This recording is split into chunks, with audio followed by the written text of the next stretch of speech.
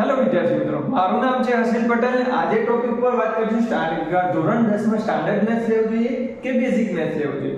ધોરણ 10 માં standard maths લેવું જોઈએ કે બેઝિક મેથ્સ લેવું જોઈએ એના પહેલા તમારે નક્કી કરવું પડશે કે ધોરણ 11 12 માં સાયન્સ લેવું જોઈએ કે ધોરણ 11 12 માં કોમર્સ લેવું જોઈએ કે કોઈ અન્ય ફિલ્ડમાં એટલે કે ધોરણ 10 પછી કોઈ અન્ય ફિલ્ડમાં જવું છે. તો એના વિશે આપણે થોડી ચર્ચા કરીએ અને પછી તમને હું 100% ગેરંટી સાથે કહું છું કે તમે ડિસાઈડ કરી શકશો કે સ્ટાન્ડર્ડ મેથ્સ લેવું જોઈએ કે બેઝિક મેથ્સ લેવું જોઈએ. તો ચલો વાત કરીએ થોડા ધોરણ 10 પછી શું લેવું જોઈએ. તો એમાં જો ધોરણ 10 ની પરીક્ષા 16 લાખ કરતા પણ વધારે વિદ્યાર્થીઓ આપે છે. એમાંથી 60% વિદ્યાર્થીઓ, એમાંથી કેટલા 60%, થોડા મોટા અક્ષરે લખું, 60% વિદ્યાર્થીઓ શું લેશે? કોમર્સ લેશે.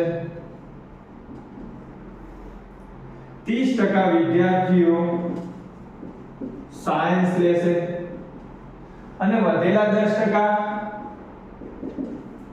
જે અન્ય ફિલ્ડમાં જશે. બરાબર, આ રીતે આપણે દર વખતે આટલો રેશિયો આપણને મળે છે.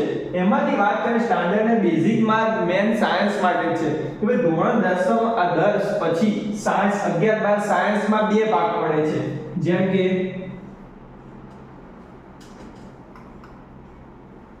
ગ્રુપ A અને ગ્રુપ B. જો તમે ધોરણ 11 12 સાયન્સ લેવો છો તો તમારે બે વિભાગ પડે છે. એમાં બે વિભાગમાંથી એડમિશન લેવાનું હોય છે. ગ્રુપ A માં 3 સબ્જેક્ટ આવે છે, P C M, અને ગ્રુપ B માં આવે છે P C B. P એટલે ફિઝિક્સ, C એટલે કેમિસ્ટ્રી અને M એટલે મેથ્સ. એવી જ રીતે ગ્રુપ B માં છે P એટલે ફિઝિક્સ, C એટલે કેમિસ્ટ્રી અને B એટલે બાયોલોજી. બરાબર, આ રીતે ગ્રુપ બે ભાગ પડે છે. એમાં આટલા સબ્જેક્ટ આવતા હોય છે. હવે જો તમે સ્ટાન્ડર્ડ મેથ્સ લો, ધોરણ 10 માં શું લેવો છો? સ્ટાન્ડર્ડ મેથ્સ લે. તો ધોરણ 10 ના પછી જો તમે સ્ટાન્ડર્ડ મેથ્સ લીધું છે તો ધોરણ 11 12 સાયન્સ માં જો તમે એડમિશન લેશો તો તમને એમાં બે ગ્રુપમાં ચોઈસ મળશે કે ગ્રુપ A માં જવું કે ગ્રુપ B માં જવું. જો તમે જે તમારું મન હશે એ તમારી પ્રમાણે તમે જઈ શકો. ગ્રુપ A માં જો તમારી ઈચ્છા હોય તો તમે ગ્રુપ A માં એડમિશન લેશો, ગ્રુપ B માં એડમિશન લેવું હોય તો ગ્રુપ B માં લઈ શકો. પણ જો તમે બેઝિક મેથ્સ લેવો, શું જો તમે બેઝિક મેથ્સ લેવો તો ધોરણ 11 12 સાયન્સ કરો, જો તમારું બેઝિક મેથ્સ હોય અને ધોરણ 11 12 સાયન્સ કરો તો તમારે ગ્રુપ B માં જ એડમિશન લેવું પડે છે. જો ગ્રુપ A નો ઓપ્શન શું થઈ જાય છે? કેન્સલ થઈ જાય છે.